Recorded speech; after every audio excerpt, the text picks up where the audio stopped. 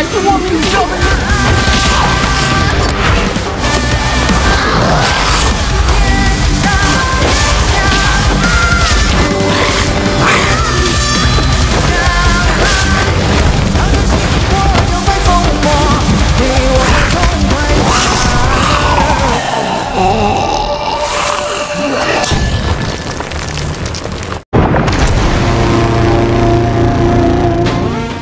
Di awal film diceritakan ada pepatah mengatakan di atas langit masih ada langit, di atas orang hebat masih ada yang lebih hebat. Dalam dunia di atas langit itu ada sekelompok orang yang seperti ini. Mereka memiliki kemampuan khusus disebut sebagai manusia super. Konon bertahun-tahun yang lalu ada beberapa manusia super yang menciptakan 8 teknik ajaib disebut tempat misterius. Sedangkan teknik yang dihasilkan dan kekuatannya yang dahsyat cukup untuk memicu kekacauan di seluruh dunia manusia super. Demi membuat 8 teknik ajaib, manusia super dari berbagai penjuru memicu terjadinya sebuah pertumpahan darah. Tahun itu bertepatan dengan tahun Jiasen. Dalam sejarah disebut sebagai pertempuran Jiasen. Seiring dengan beberapa legenda yang mati atau disembunyikan, ada rahasia sangat besar yang terkubur. Setelah 60 tahun berlalu, kedamaian manusia terganggu dan kisahnya dimulai dari sebuah malam.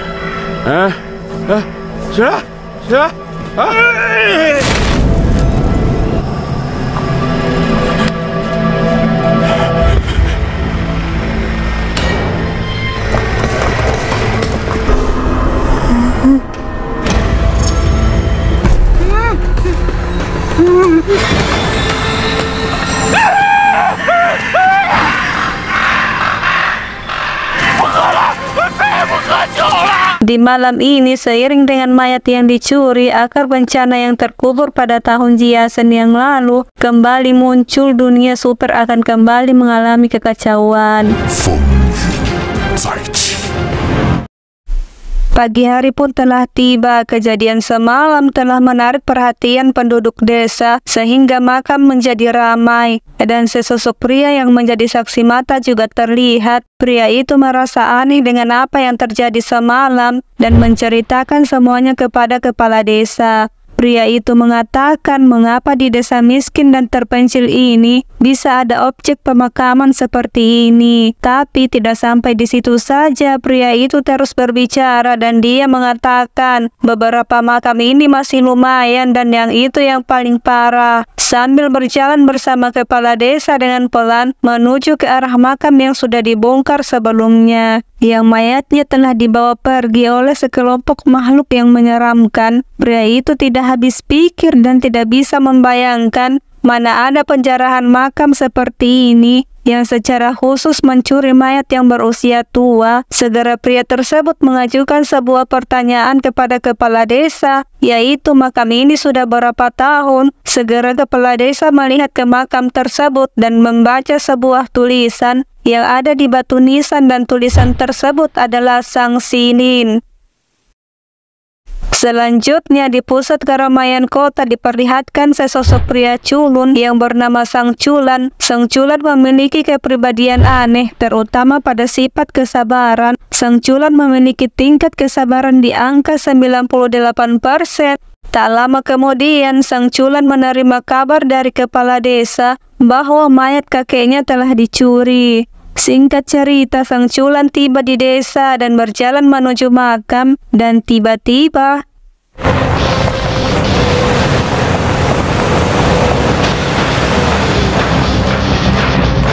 ya, sesosok wanita cantik secantik kamu yang telah menonton video ini juga telah sampai di makam tersebut. Wanita itu mengaku sebagai cucu Sang Sinin dan juga mencari keberadaan mayat Sang Sinin. Tetapi kepala desa dan Sang Culan tidak mengetahui tentang ini, dan segera wanita itu menjelaskan dengan serius di wajahnya dan tanpa jeda, yaitu kakeknya bernama Sang Sinin. Wanita itu adalah cucunya, dan dia sendiri bernama Sang Baobao. Sang Baobao juga mengaku sebagai kakaknya Sang Culan. tetapi sang Culan hanya terdiam sambil menganga mendengar penjelasan sang Baobao. Lalu para penduduk desa mendekat. Setelah itu sang Culan menganggap sang Baobao gila karena tidak masuk akal tiba-tiba sang Culan memiliki kakak perempuan. Tapi sang Baobao bersikeras dan tetap menjelaskan semuanya, juga menunjukkan foto keluarganya. Barulah kepala desa dan para penduduk percaya. Setelah itu, kepala desa menyerahkan urusan makam sang Silin kepada sang Baobao dan sang Culan. Kemudian kepala desa dan para penduduk meninggalkan makam tanpa curiga sedikit pun. Beda dengan sang Culan yang selalu menaruh rasa curiga kepada sang Baobao. Sang Culan memasak daging paha besar dan meletakkan makanan itu di atas makam sang Silin. Sang Culan bergumam dengan suara yang dalam, yaitu hari ini sang Culan memasak daging paha, dan sayangnya kakek sang Silin tidak bisa memakannya. Kilas balik pun diperlihatkan kisah sang Silin dan sang Culan sewaktu dia masih kecil. 传呐，爷爷给你做大肘子吃啊。 Selanjutnya Sin kembali di malam hari. Sang Culan melihat sang Baobao dari kejauhan. Sang Baobao telah menggali makam. Seketika sang Culan menjadi kaget dan segera mengambil handphonenya dan memotret ke arah sang Baobao untuk dijadikan bukti kuat. Setelah itu sang Culan segera lari, tetapi sang Baobao juga mengejarnya.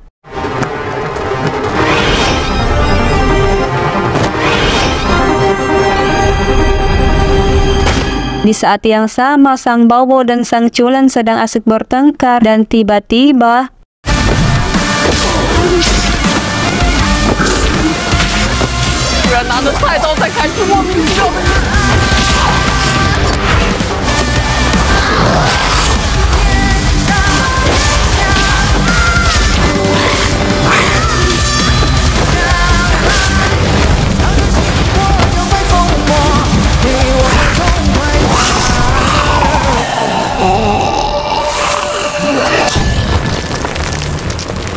sang Culan yang berada di lubang makam berteriak dengan keras dan tanpa sadar menarik perhatian kelompok mayat hidup. Sang Culan yang berada di lubang makam berteriak dengan keras dan tanpa sadar menarik perhatian kelompok mayat hidup. Sang Culan pun menjadi sasaran berikutnya.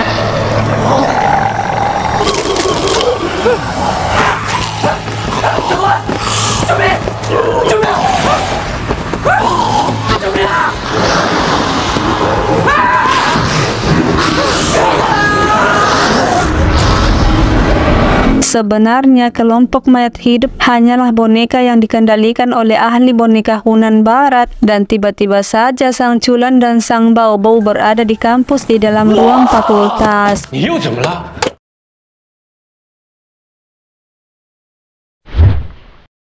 Selanjutnya sang Culan dan sang Baobao berada di restoran dekat kampus. Tentu saja mereka berdua ingin makan. Kemudian sang Culan mengatur menu makanan dan di depannya banyak tumpukan makanan di atas meja. Melihat itu, sang Baobao ingin sang Culan menjadi pelayannya, tetapi sang Culan tidak mau dan mengajak sang Baobao berbicara dekat tangga. Sang Culan sudah memiliki rencana di pikirannya. Saat sampai di tangga, sejenak berbicara dan segera melarikan diri. Tetapi sang Baobao tidak membiarkan begitu saja. Sang Baobao pun juga mengejarnya.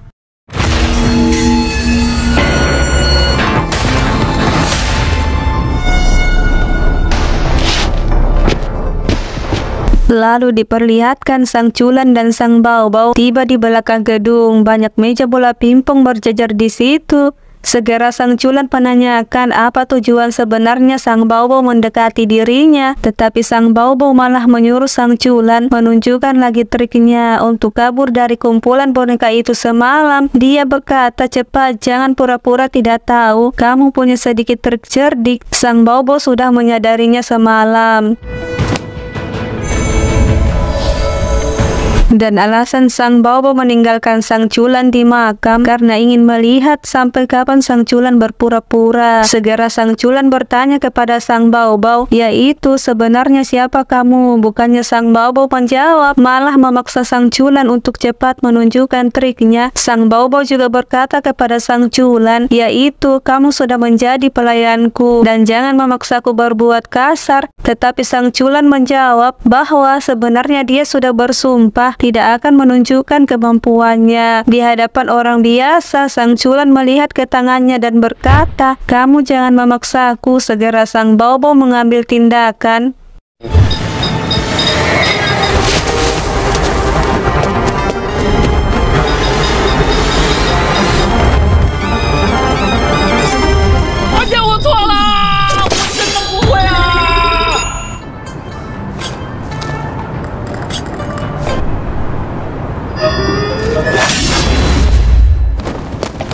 村主任干嘛呀？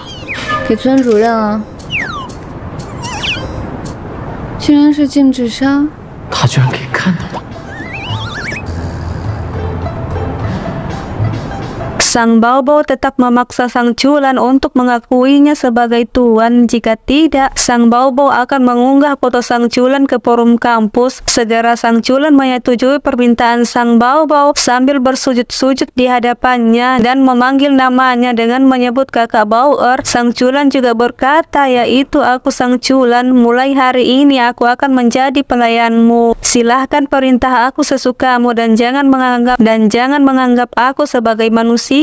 Tetapi Sang Baobao menyuruh Sang Culan agar jangan memanggilnya kakak Bao'er, tapi panggil Nona. Sebenarnya nama asli Sang Baobao adalah Peng Baobao dan profil lainnya tidak diketahui. Peng Baobao juga bukan kakak perempuan Sang Culan. Peng Baobao segera melempar ponsel jadul di depan Sang Culan dan menyuruh mengambilnya karena menurutnya ponsel lain tidak tahan siksaan. Sang Culan berbicara, siksaan apa yang ingin kamu lakukan? Peng Baobao juga berbicara, sudahlah Xiaolansi, aku akan menghubungimu melalui ponsel. Adapun Sang Culan yang sedikit bingung dan berkata dengan suara yang rendah, Xiaolansi. Kemudian Peng Baobao berbalik lalu pergi dari tempat itu. Dari arah lain ada yang datang dan segera Sang Culan bersembunyi di atas pohon.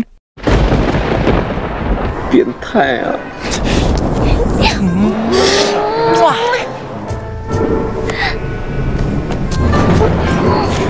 啊！变态！快别走，跑了！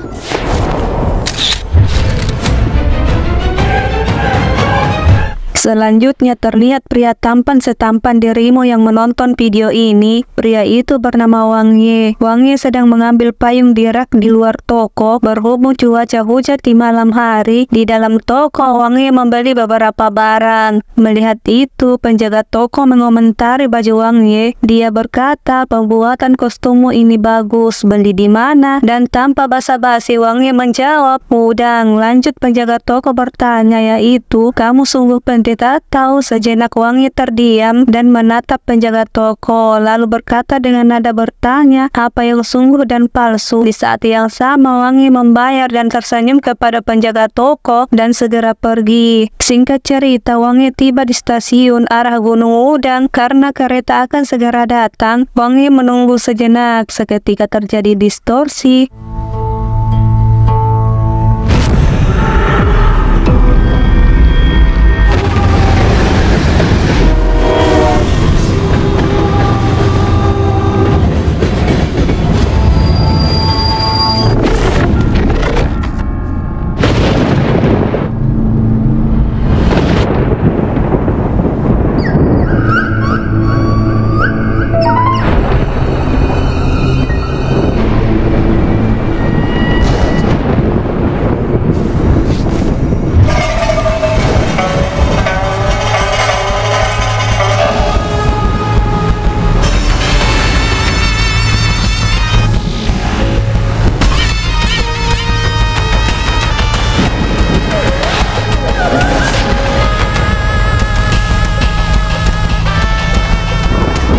Dan tiba-tiba di sekelilingnya menjadi normal kembali seperti sedia kala. Wang Ye nampak sedikit bingung dan melihat ke kanan dan ke kiri. Wang Ye bergumam dengan suara rendah, "Dunia dalam, bagaimana bisa muncul sendiri tanpa dipicu?"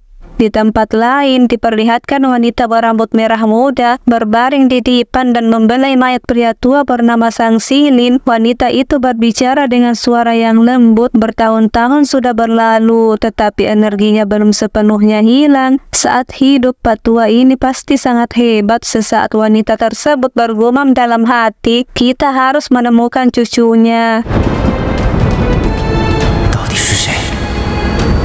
Melihat adegan ini, Wang Ye menjadi semakin bingung.